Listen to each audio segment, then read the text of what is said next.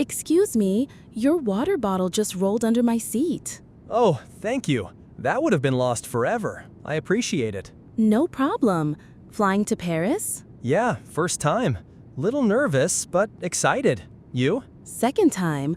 First was a total rookie move situation, though. I feel like I'm about to do exactly that. I'm Kai, by the way. Nice to meet you, Kai. I'm Emily. Nice to meet you, Emily. So what kind of rookie move? I didn't check my passport. Turns out you need 6 months validity past your entry date. Mine had just under 4. Wait, seriously? That's not great news. Yeah, had to cancel and rebook everything. Learned it the hard way. Okay, well, I just checked mine last week. Good for another year. Whew. Smart move. Also, you know about the Schengen 90-day thing? Sort of. You can stay for 90 days, right? Right, but it's 90 out of every 180. It doesn't reset at the new year. Oh, so if I stay 90 days, I have to wait before coming back? Exactly. You need the previous days to fall out of the 180-day window. It's sneaky math. I'm already doing math and I haven't even landed. Welcome to Europe. So, how are you paying for stuff? I brought a card, but it's just a magnetic stripe. Oof, those hardly work in France. You'll want a chip card. Better yet, contactless with a PIN. Yikes, I might be in trouble. You might be okay with Apple Pay if your phone is set up. Yeah, I use it all the time back home. So that should work? Totally. I used it at cafes, even in the metro. Just don't rely on it for everything. Have some euros too. How much cash do you usually carry? Not much, maybe 50 to 100 euros, but only withdraw from bank ATMs. So not those currency kiosks at the airport? Definitely not. BNP Paribas is best if you have Bank of America. Avoid some fees. Good tip. And that currency conversion thing? Yes. Always pick euros when they ask, never USD on the machine. Got it. No dynamic ripoff. I mean, conversion. Exactly. Oh, and did you figure out your phone situation? Still undecided. Roaming plan versus SIM card versus eSIM. Too many choices. I've tried all 3. This time, I'm going with Orange Holiday eSIM. Bought and activated it online yesterday. So you get data and calls with that? Yup, 12 gigabytes of data and local calls and texts included. Valid for 14 days. That sounds perfect. Is it hard to set up? Super easy. You scan a QR code, install it, done. As long as your phone supports eSIM. Cool.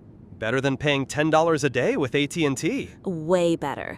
Also, check your chargers. France is 230 volt. Yeah, someone told me that. I think my phone and laptop are fine. If it says 100 to 240 volts on the label, you're good. Just bring a Type E adapter. Already packed 2. And I left my hairdryer at home just in case. Smart. I fried mine last trip. Turns out smoke isn't the welcome I thought it was. Duly noted. Honestly, this flight already saved me a dozen headaches. Happy to help. We've still got hours. Paris prep can keep us busy.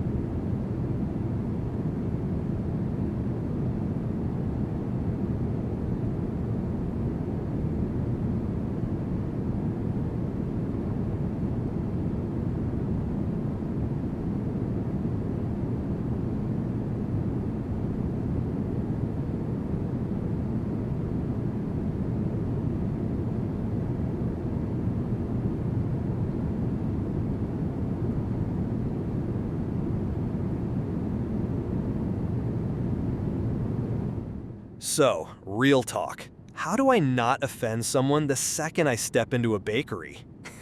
Start with one word. Bonjour. Seriously, it's not optional in Paris. Like, even if I just want to buy a croissant? Especially then. If you skip it, it's basically rude. Think of it as saying, I see you, I respect this space. Wow, okay, bonjour it is. Is it the same for restaurants? Totally. Walk in, say bonjour, smile. When leaving, say merci, au revoir. Duly noted. Anything else I should prep for? Tipping. It's not like in the US. Ah, I heard service is already included. Yep, 15% usually, so you don't have to tip. Rounding up a euro or two is nice, but not expected. So no awkward 20% math after every meal? I love this country already. Right? But don't overdo it. Big tips can seem flashy, even awkward. Got it. Quiet appreciation, not American-style guilt tipping. Exactly.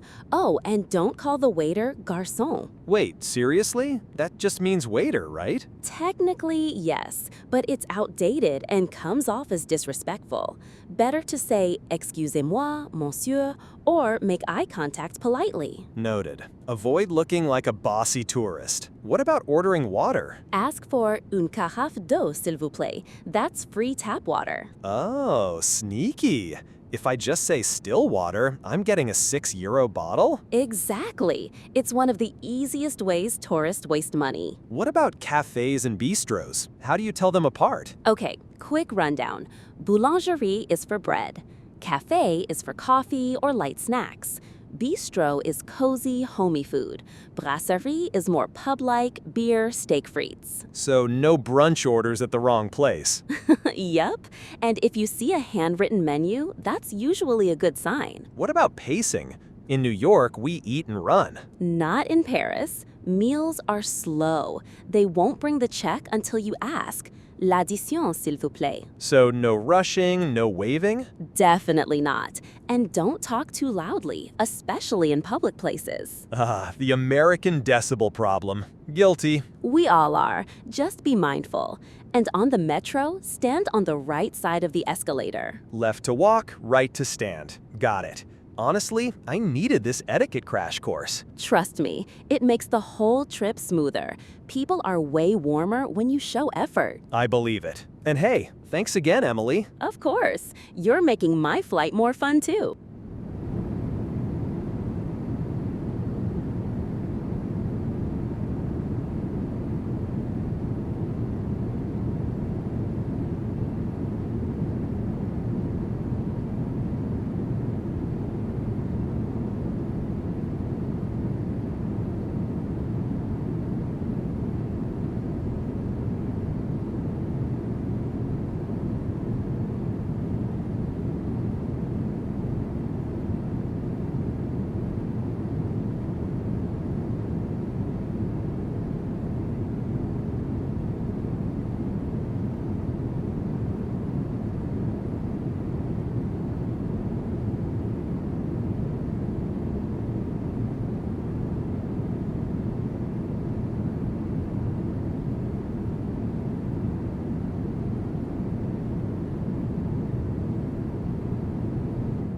Okay, real question. What's the best way to get from the airport into the city? It depends on your budget and how much luggage you're hauling. There's the RERB train, taxis, and a few shuttle options. I heard the RER is cheap, but also sketchy? Yeah, it's the cheapest, about 11 euros, but it's notorious for pickpockets, especially when you're tired after a flight. So, hold my bag like it's my child? Exactly. Zippers inward, no phones in back pockets, stay alert. Got it. Is it easy to find at the airport? It's well marked, just follow signs to RERB. But here's the thing, don't throw away your ticket, you need it to exit. Wait, really? You need the same ticket to get out? Yep, and sometimes there are inspectors on board. If you lost it, you'll get fined even if you just paid. Yikes, no pressure. Also, avoid the front and back of the train cars. Fewer people there, less safe. Good to know. Are taxis any better? They're reliable. Flat rate from CDG to Paris, around 55 euros. But only take official ones, white taxis at the rink. Ignore anyone inside the terminal. Gotcha. And what about Uber? Works fine, just often takes longer to find your driver. Sometimes they cancel last minute too. Sounds like RER with a little paranoia is worth it. It is, just stay sharp. Also, heads up about scams. Here we go. Outside major train stations like Gare du Nord, people may approach you to help with machines. They'll offer to buy you a ticket and then overcharge or swap fake coins. What should I do? Just wave them off? Yeah, say no merci and stay by the machines. Better yet, use machines inside where it's busier. Did that ever happen to you? Actually, yes. Once, a guy blocked the machine pretending to help, and while I was distracted, his friend tried to grab my wallet. I yelled and they bolted, but it shook me. That's wild. I'd panic. You learn to scan quickly, hands, eyes, surroundings. Just trust your gut. What about subway tickets? Same machines? Mostly, but the best move is getting a Navigo Easy Pass. It's a reusable card you top up with T Plus tickets. Sounds easier than paper tickets. So much easier. The paper ones demagnetize easily. I once got stuck at a gate. It kept rejecting mine over and over. What happened? Had to squeeze through behind someone. Awkward, but necessary. That's a mental image. Navigo also works for buses, trams, even the funicular up to Montmartre. Sweet. Where do I buy one? Any metro station ticket window or vending machine. It's €2 for the card, then about $2.15 per ride. What if I lose it? Sadly, no refunds, but it's cheap, so just buy another and reload. Gotcha. Do the machines take cards? Yes, mostly chip cards, but select English on the screen, it helps a lot. Thanks for the heads up. Between fines and fake coins, this trip's a minefield. A bit, yeah. But once you know what to avoid, it's smooth sailing. Here's hoping. I'd rather spend money on croissants than penalties. That's the Parisian way.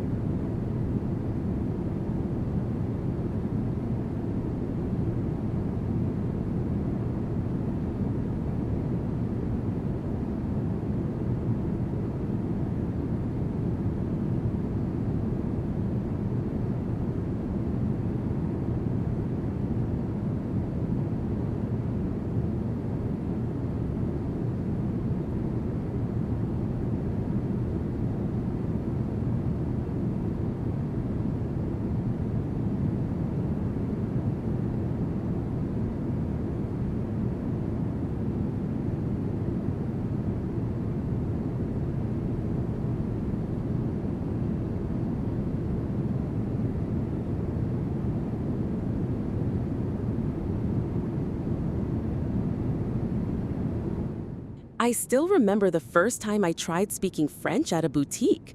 I meant to ask if I could return a shirt, but I accidentally asked if I could marry it. Wait, seriously? Yep, retourner versus épouser. The woman just looked at me and said, no, I want it to melt. That's gold. Makes me wonder how many ways I'll embarrass myself. Oh, it'll happen.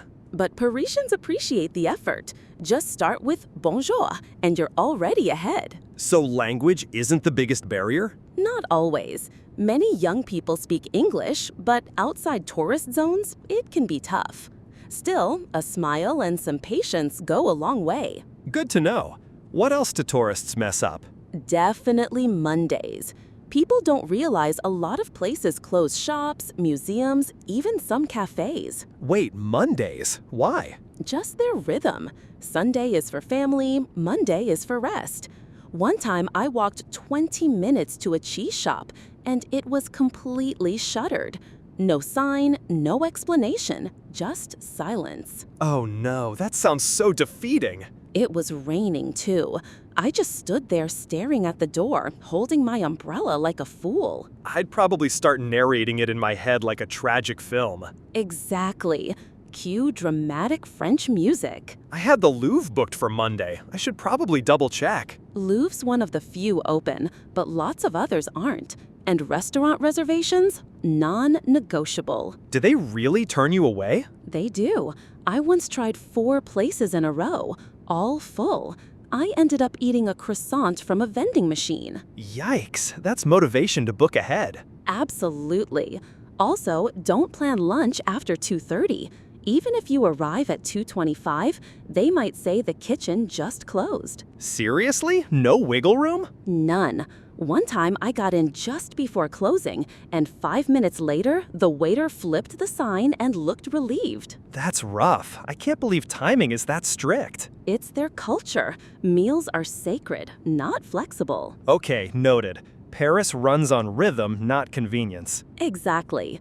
Oh, and one more beast, CDG Airport. I was hoping we'd skip that one. Nope, you need to know. It's sprawling, confusing, and even locals dread it. I was picturing something sleek and modern. It has modern parts buried under layers of confusion. I once waited in the wrong terminal for 40 minutes before realizing I needed a shuttle. Oh no. And the shuttle was full. I had to beg to get on. Now I'm definitely showing up 3 hours early. Smart. Bring snacks, water, and a calm mind. Honestly, all of this sounds overwhelming, but kind of endearing too. That's Paris. Complicated, but unforgettable. Like a moody friend who's secretly brilliant? Exactly. And once you understand the quirks, you laugh instead of stress. I'll hold on to that. And maybe marry a croissant, not a shirt. Hey, at least it would love you back.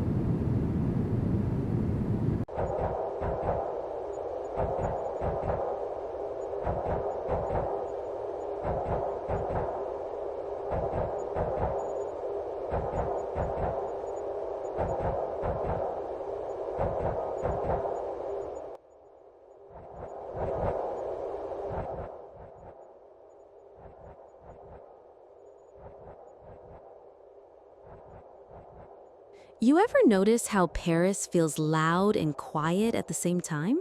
Yeah, like everything's moving, but no one's rushing. Exactly.